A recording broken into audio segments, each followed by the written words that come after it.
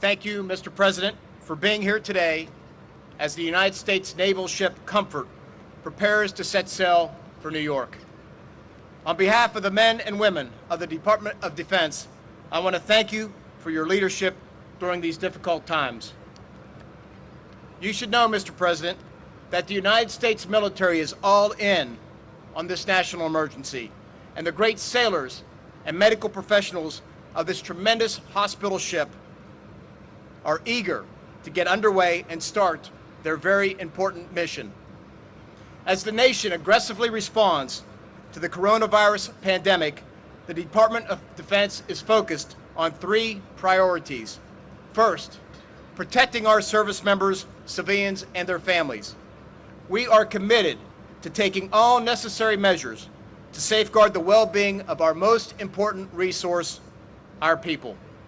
Second, remaining prepared to carry out our core national security missions and to defend the United States against any threat.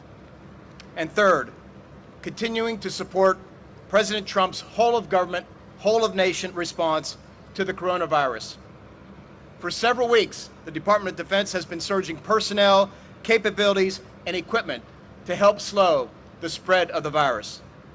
Thousands of National Guard troops are mobilized across the country, conducting a variety of essential tasks ranging from planning to logistics to medical support. Active duty units are moving critical supplies and equipment and medical personnel to some of the nation's most heavily impacted areas. The department's world-class doctors and scientists are at the forefront of infectious disease research, working alongside our government and private sector efforts to accelerate a vaccine and therapeutics for this virus. And now, in this great time of need, the President has directed the deployment of our nation's most powerful symbols of medical care and compassion, the Navy's two hospital ships, the Mercy and the Comfort. Both ships have a tremendous history of humanitarian assistance and have provided care for people throughout the world. This exceptional legacy continues as they now take care of their fellow Americans. The skilled medical professionals who will set sail on the Comfort will play a critical role in freeing up capacity in hospital beds in the New York area. I'd like to thank them for their sacrifices and for their commitment to the well-being of the American people. Finally, I'd like to thank President Trump for his bold leadership and support to the men and women of the United States Armed Forces. This is an unprecedented time for our nation, and your leadership, Mr. President, is uniting the American people to defeat this virus. I am confident we will get through this together. We will prevail. Thank you, and it is my great honor to now welcome the President of the United States and our Commander-in-Chief, President Donald Trump. Thank you very much, Mark. Thank you, Mr. President. Thank you very much, Mark, and you're doing a fantastic job, and our country appreciates it very much. And thank you, everybody, for being here today. I'm deeply honored to be at Naval Station Norfolk, the largest naval base anywhere in the world, and the home to the most powerful fleet that has ever sailed the seas. I just passed some of the most beautiful and, frankly, the most highly lethal ships that I have ever seen in my life, and there are a lot of them. And they're in better shape now than they have been for many, many decades with what we're doing. We're grateful to be joined by Commander of the U.S. Fleet Forces, Admiral Christopher Grady, and Commander of the U.S. Second Fleet, Vice Admiral Woody Lewis. Thank you both for being here. We appreciate it very much. As we gather today, our country is at war with an invisible enemy.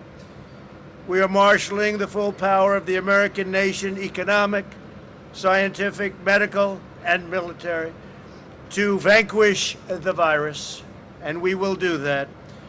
Today, I'm here to express my profound gratitude to the dedicated service members who will soon be on the front lines of this fight. In a few moments, the crew of the Navy hospital ship USNS Comfort, which is really something, will embark for New York City where they will join the ranks of tens of thousands of amazing doctors, nurses, and medical professionals who are battling to save American lives. This great ship behind me is a 70,000-ton message of hope and solidarity to the incredible people of New York, a place I know very well, a place I love. We're here for you, we're fighting for you, and we are with you all the way, and we always will be. You have the unwavering support of the entire nation, the entire government, and the entire American people. After being rushed out of maintenance with historic speed, it was supposed to be here for 4 weeks, and they did it in 4 days. The Comfort will arrive at Pier 90 in Manhattan on Monday, 3 weeks ahead of schedule. Its crew will begin treating patients on Tuesday. It will be met in New York Harbor by Governor Cuomo, who I just spoke with. He's very excited, and they need the help. The skilled sailors and civilian mariners aboard this ship will provide a critical surge capacity for the New York metropolitan area. Their mission will be to care for New Yorkers who do not have the virus but who require urgent care. In other words, they'll be using this. People will be coming out of hospitals who don't have the virus, and they'll be on the ship where they have great operating rooms and great facilities. And the places inbound on land will be where people that have the virus will be. So the people with the virus will not be on ship. The ship will be used for people having operations and other things other than that. By serving these emergency patients away from the hospitals, beds will be opened up all over the city for those who are infected. This ship can handle a lot of people, so it will open capacity all over the city. And it'll be ready to address any life-threatening medical emergency. It is stocked. It's stocked to the brim with equipment and medicines and everything you can think of. Importantly, by treating non-infected patients remotely on the ship, it will help to halt very strongly the transmission of the virus. The Comfort sister ship on the West Coast, the USNS Mercy, arrived ahead of schedule substantially in port yesterday. Governor Gavin Newsom was very thankful for it. They're working very hard in California. It's performing a similar mission for the people of Los Angeles and the people of California. As the USNS Comfort gets underway, it is fully loaded with 12 operating rooms, and they are fully equipped. 1,000 hospital beds, a medical laboratory, a pharmacy, an optometry lab, digital radiology, a CAT scan, 2 oxygen-producing plants, and a helicopter deck, which will be used very actively. It also bears our military's greatest weapon of all, a crew of nearly 1,200 outstanding members of the United States Navy, and I thank them very much.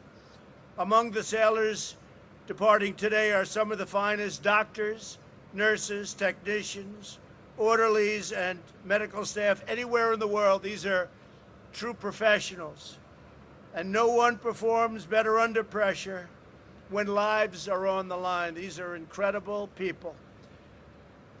We will stop at nothing to protect the health of New Yorkers and the health of the people of our country in their hour of need.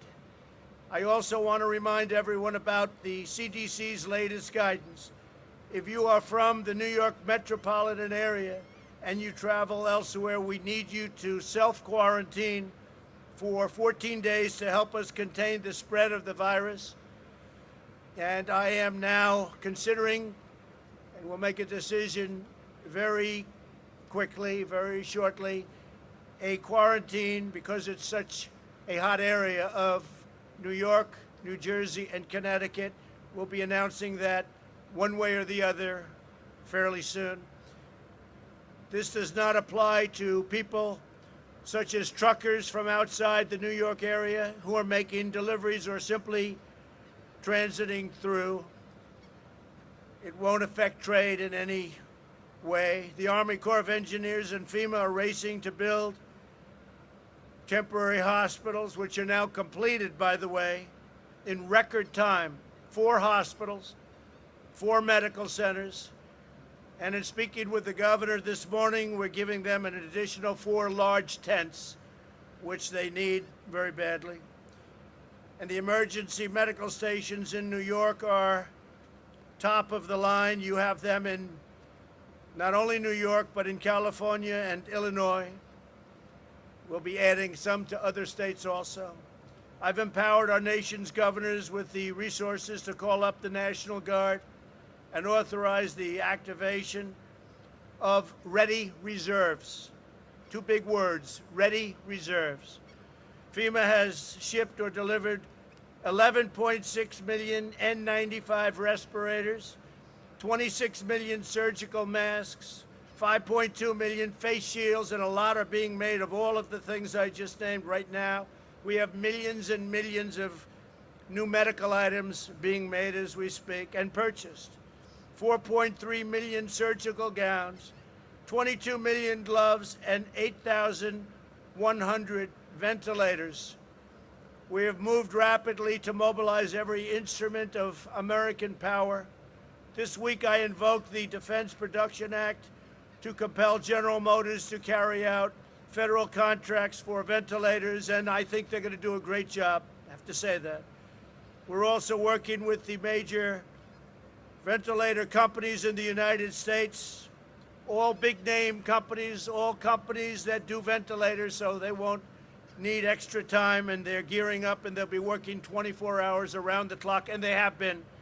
They've been doing a fantastic job to accomplish a historic ramp-up, and a ramp-up in the kind of numbers that we're talking about. And if we make too many, that's going to be okay, because I spoke with the Prime Minister of the UK yesterday, Boris Johnson. He tested, as you know, positive. And before I even was able to get a word out of him, he said, I said, how are you doing? He said, we need ventilators.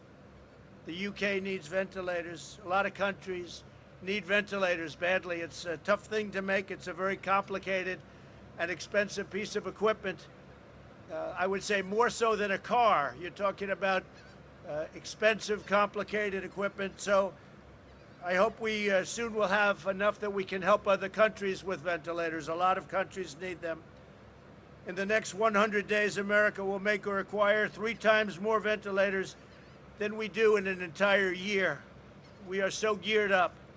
At Boeing, Ford, Honeywell, 3M, Haynes, and other great American companies, factory floors and manufacturing lines are being converted to produce the respirators, protective masks, face shields, and other vital equipment.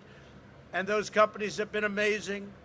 And Boeing is giving us their cargo moving planes. They're the biggest cargo movers anywhere in the world, and we're going to be using them to ship certain types of equipment to various states. Hundreds of millions of Americans are also making tremendous sacrifices on the home front in a historic drive to support our great workers and businesses. I signed into law the single largest economic relief package in American history. You saw that yesterday. The $2.2 trillion, and think of that, $2.2 trillion, but it goes to $6.2 trillion depending on what we decide. This legislation delivers job retention loans for small businesses to help them keep workers on payroll, expanded unemployment benefits, and direct cash payments to American citizens. And these are very substantial payments. A family of 4 will be getting approximately $3,400. This legislation also provides massive increases in funding for hospitals who need it, for disaster relief fund, and critical life-saving medical supplies. We're spending a tremendous amount of money on medical supplies. We're trying to get it to the point needed directly, as opposed to our supply lines, so it can go directly to where they need it without having to go through a long process I don't want to say bureaucratic, but we have not. This group of people has worked so incredibly hard, and the energy and the speed with which they're delivering everything has been really admired by everybody. Everybody's talking about it, the job they're doing. My administration has also taken action to suspend federal student loan payments. So we're suspending, and that means suspending in every sense of the word, student loan payments so that the students that are not able to take advantage of what's going on, obviously, for obvious reasons, the payments suspended. We've temporarily stopped federal evictions and foreclosures. We've postponed tax day until July, which is a big thing, first time that's happened, and waived regulations to speed new treatments to the market. And we have new treatments coming on rapidly. We're doing very well, we think, with vaccines, and we're doing very, very well with, hopefully or potentially, cures. We're looking at a lot of different alternatives, a lot of different medicines. That would be game changer. The battle in which we're now engaged has inflicted many hardships on our nation and our families, tremendous hardship on some families, and much death, much death. But through it all, the world has witnessed the unyielding resolve of our incredible American people. We are not only a country of vast resources, we're a nation of colossal strength, towering spirit, soaring patriotism, and exceptional character, and you're showing it to the entire world. At this moment, there are 151 countries throughout the world that are under attack by this horrible, invisible enemy. 151 countries. And we're in touch with a lot of them. Our professionals are the best in the world. But who would ever think 151 countries are under attack? We are one family bound together by love and loyalty, the eternal traits so perfectly embodied by the extraordinary men and women aboard the ship and the men and women at this beautiful, scenic, but really tough base. This base is something, thank you very much, this base is something very, very special. With the courage of our doctors and nurses, with the skill of our scientists and innovators, with the determination of the American people, and with the grace of God, we will win this war, and we will win this war quickly, with as little death as possible. And when we achieve our victory, this victory, your victory, we will emerge stronger and more united than ever before. We are going to be at a level of preparedness in case something like this should ever happen again, and God willing it won't. But we are prepared. What we've done in building systems, we're now the #1 tester anywhere in the world by far. We're testing more in one day than other countries are testing in weeks and months. We've learned a lot, and I cannot be more thankful to the American people, and I can say this, and I can say this from the bottom of my heart. I am very proud to be your president. Thank you very much, and God bless you all. Thank you. Thank you very much.